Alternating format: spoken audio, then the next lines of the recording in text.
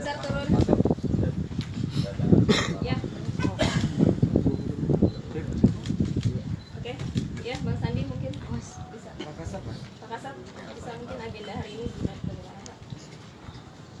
Ya, jadi rekan-rekan media sekalian, pada hari ini kita memang melakukan berita acara tambahan terhadap saudari pelapor Syifaju, dan juga pada kesempatan ini juga kita mempertemukan kedua pihak, ya, dari pihak korban sendiri, ya, saudari Syifaju, dan juga dari pihak keluarga tersangka.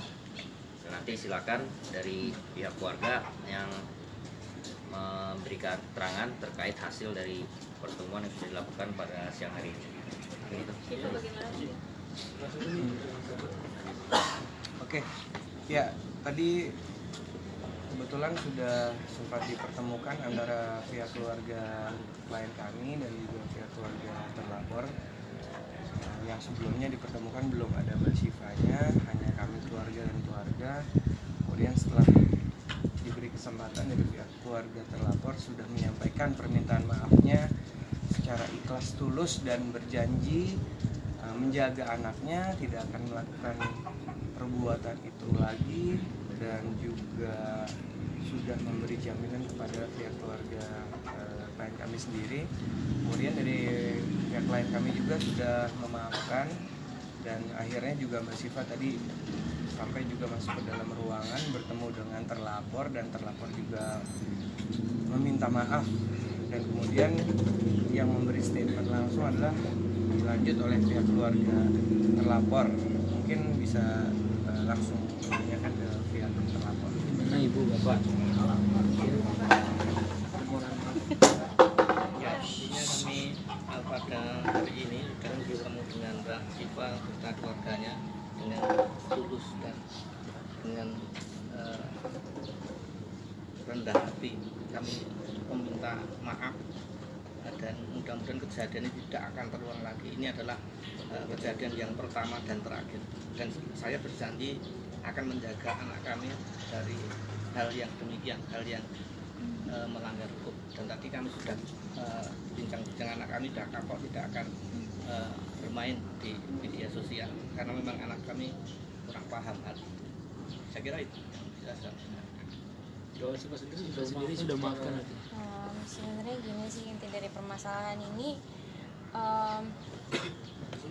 aku jadi emang tujuan awal dari pelaporan aku adalah karena aku merasa terancam awalnya, karena aku takut jika ancaman yang ditujukan ke aku itu benar akan terjadi. Dan setelah tadi bertemu dengan bapak dan juga ibu dan juga terlapor, mungkin jadi ngebuka sudut pandang baru lagi kali ya buat aku. Dan aku harap di sini dengan adanya semua pemberitaan ini dari teman-teman media yang ada di sini nggak ngebuat terlapor jadi disudutkan juga gitu loh. Jadi itu kayak roda yang bakal terus berjalan gitu loh. Bully-bully itu akan terus seperti itu. Ntar ini dibully, terlapor dibully, itu akan jadi hal yang nggak pernah putus gitu. Hal itu justru yang kita pengen udahin di situ adalah bully itu sendiri. Jadi bukan berarti orang yang bersalah juga harus disudutin, bukan seperti itu hukumnya gitu. Dan dengan pertemuan tadi yang terjadi antara aku, terlapor, dan juga bapak dan ibu juga bukan berarti terlapor adalah orang yang jahat, bukan seperti itu gitu. Semuanya adalah salah paham, dan beliau ini adalah orang tua yang sangat luar biasa. Jadi kita nggak perlu membesar-besarkan masalah ini lagi sebenarnya, karena semuanya udah clear sekarang insyaallah gitu. Dan ya ini banyak pembelajaran baru sih buat aku aja, dan semoga buat semuanya gitu. Jadi nggak ada yang perlu diadili dengan satu sisi di sosial media dari pihak aku ataupun pihak terlapor atau bapak dan ibu juga, karena aku percaya semuanya hanya salah paham aja, dan ibu dan juga bapak ini adalah orang yang sangat baik. Artinya damai dan kasus ditutup ya? Case close berarti? Iya insyaallah, benar. Syifa berarti mencabut laporan dengan pertemuan ini? Ya. Ada permohonan langsung dari pihak terlapor? Sebenarnya dari pertemuan tadi sih tanpa perlu adanya permohonan khusus menurut aku, dengan dengan penjelasan yang udah sangat cukup, dan juga itikat baik dari bapak dan ibu dan juga terlapor udah cukup buat aku. Karena yang aku takutin, faktor utama dari aku melapor ini adalah karena aku nggak tahu ini adalah siapa orangnya dan motifnya apa, dan dia siapa, apakah dia benar-benar mampu untuk melakukan hal tersebut. Itu yang bikin aku takut gitu loh. Jadi kenapa aku melapor, karena aku benar-benar merasa terancam dan aku takut ancaman itu akan terjadi. Dan setelah bertemu ternyata semuanya salah paham aja gitu loh. Jadi aku harap semuanya jadi lebih berhati-hati lagi atas apa yang kalian ucapin atau kalian tulis di sosial media gitu loh. Dan siapapun orangnya, apapun yang dilakukan, menurut aku nggak perlu untuk dibully lagi, karena itu akan jadi roda yang nggak bakalan pernah berhenti gitu. Jadi ini terusan gitu. Jadi kayak udah apapun kasusnya sebarin positivitas aja di sosial media gitu. Pak Kasat Bang, mungkin bagaimana? Ibu mungkin Ibu. Bisa terima kasih pada hari ini suatu sejarah tidak saya sangka. Ya, mungkin rekan-rekan media tidak tahu bagaimana anak saya. Anak saya adalah berkebutuhan khusus. Saya ibunya yang melahirkan sampai ke 25 tahun. Ujian dari Allah belum pernah selesai. Tapi saya harus terima, insya Allah itu jalan saya ke surga. Kenyataannya seperti itu. Mungkin Mbak Siva sudah tahu persis anaknya seperti apa. Jadi tidak sesuai dengan apa yang dituliskan di dalam sosmed. Mungkin itu saja saya sebagai ibu nggak kuasa mau berkata. Hanya untuk terima kasih dari pihak keluarga pelapor yang telah memberikan maaf anak saya. Dan sudah tahu persis anak saya bagaimana, seperti apa pengorbanan seorang ibu. Sampai saat saya hanya mendoakan semoga Mbak Siva karirnya bagus, sukses, keluarga diberi sehat, tulus dari hati saya. Mungkin itu yang saya sampaikan. Oke. Bang, dari pihak kepolisian sendiri akan prosesnya seperti apa, Bang? Akan ada wajib laporkah dari pelapor seperti apa, Bang? Atau putus begitu saja dengan cabutan dari Siva sendiri, Bang? Ya, jadi tentunya dengan adanya permohonan maaf dan juga nantinya adanya perdamaian di antara pihak pelapor maupun tersangka, tentunya ada beberapa proses yang harus kita lalui ya. Jadi mungkin ada administrasi harus dia penuhi dan tentunya itu harus berproses. Mungkin kedepannya kita juga tidak langsung ya melakukan penghentian, tapi kita juga harus memenuhi administrasi tersebut. Saya kira itu. Bang, terlapor kenapa nggak dihadirin, Bang? Kenapa? Terlapor kenapa nggak dihadirin?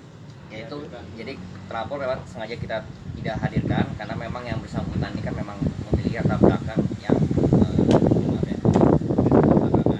sehingga kita untuk menjaga juga dari mental dari terlapor, untuk itu kita memutuskan untuk tidak menghadirkan dari pihak terlapor. Kita tadi pas bertemu dengan terlapor sendiri seperti apa sih, Pak? Mungkin sempat ngobrol juga kah apa kayak gitu? Apa yang dikatakan terlapor sendiri? Nggak terlalu ngobrol banyak sih, maksudnya nggak perlu juga menurut aku, karena perwakilan dari ibu dan bapak udah cukup banget buat aku gitu. Dan itu sih sebenarnya poin utama dari laporan ini adalah awalnya karena aku merasa terancam dan aku takut apa ancaman yang dikasih ke aku tersebut akan terjadi. Tapi karena adanya hal ini, proses awal penangkapan dan lain-lain, bertemu sampai saat ini proses mediasi gitu kan, jadi kayak ya udah cukup aku mengetahui oh ternyata insya Allah nggak bakal terjadi apa-apa gitu loh. Dan ternyata ibu dan bapak juga adalah orang yang sangat baik gitu. Jadi aku mohon banget tolong apapun beritanya yang akan teman-teman media up, semoga itu adalah bukan sesuatu yang berbau-bau negatif gitu loh, dan tidak menyudutkan pihak manapun, karena aku pengen stop bullying itu yang penting gitu. Bang, keterbelakangan yang dimaksud seperti apa, Bang? Ya, Tapi bisa nge-DM, Bang. Mungkin itu agak Ya jadi begini ya rekan-rekan, untuk keterbelakangan ini kita juga tidak etis untuk mengungkap. Yang jelas dalam fakta yang kita temukan memang dilakukan secara sadar. Namun di balik itu semua memang tersangka ini memiliki keterbelakangan mental yang tidak normal ya dibandingkan dengan anak-anak seumurannya. Sehingga itulah pertimbangan-pertimbangan yang mungkin diambil juga dari baik itu saudara pelapor maupun dari pihak tersangka. Saya kira itu. Berarti masih di bawah umur ya, Bang? Jadi saya jelaskan, dia memiliki keterlambatan mental yang dimana tidak sesuai dengan umur normalnya. Jadi mungkin sekarang umur 25, namun kelakuannya itu atau sifat-sifat perilakunya ya Bapak ya, mungkin tidak sama dengan anak-anak di umur yang sama, itu di umur 25. Ya, sehingga inilah yang membuat kita juga mempertimbangkan untuk tidak menghadirkan dalam memberikan keterangan ini. Siva sendiri sempat kaget nggak sih ngelihat latar belakang mungkin? Kaget sih, cuman ya maksudnya poin utamanya itu sih, yang penting aku merasa aman dan mengetahui kalau pelaku tidak memiliki maksudnya kayak emang tadi juga disebutkan sama Bapak kalau nggak ada record kriminalnya gitu loh, jadi insya Allah aman dan udah ada jaminan dan lain-lain, dan itu udah cukup banget buat aku. Menurut aku untuk hal-hal yang lain insya Allah nggak perlu dibahas lah ya gitu, dari background terlapor gimana itu udah cukup clear di sini buat aku gitu. Dan terima kasih juga sekali lagi untuk Bang Sandi juga, Polres Tangsel dan Bapak udah ngebantuin dari awal kasus sampai sekarang. Artinya udah aman ya ketika melakukan aktivitas syuting. Insya Allah. Tadi yang bersangkutan juga sudah menyampaikan permintaan maaf secara langsung, salaman, bahkan dipertanyakan bahwa dia memang fans beratnya Siva. Ya, jadi kamu udah. Oke. Siva sedikit sempat karena nggak dibalas DM-nya ya dari terlapor sendiri. Ada pengancaman itu dari Siva sendiri gimana sih sama fans jadinya nanti bakal ke depannya untuk di sosial media ya khususnya? Sebenarnya bakal tetap seperti biasa aja sih. Enggak yang lebih maksudnya ketika ada fans DM enggak sih. Soalnya ini pengalaman pertama kan buat aku, jadi selama ini aku ngadepin berbagai macam fans insya Allah selalu baik-baik aja, cuman karena ini pengalaman pertama makanya aku takut itu aja pengancaman. Cuman kedepannya insya Allah buat semuanya bakal balik lagi sih. Jabat tangan kedamaian. Oh, boleh nggak sekali? Boleh foto. Dari depan. Foto dulu mungkin sih.